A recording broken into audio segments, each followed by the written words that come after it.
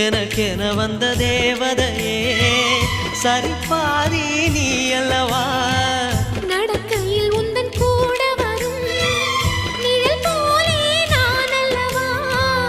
கண்ணன் கொண்ட ராதையர ராமன் கொண்ட சீதையர மடி சேர்ந்த பூரதமே மனதில் வீசும் மாருதமே நன்றி சொல்ல உனக்கு வார்த்தை இல்லை எனக்கு நான் தான் மயங்குறேன் என்னுடைய மனச தந்துவிட்ட பிறகும் ஏம்மா கலங்குற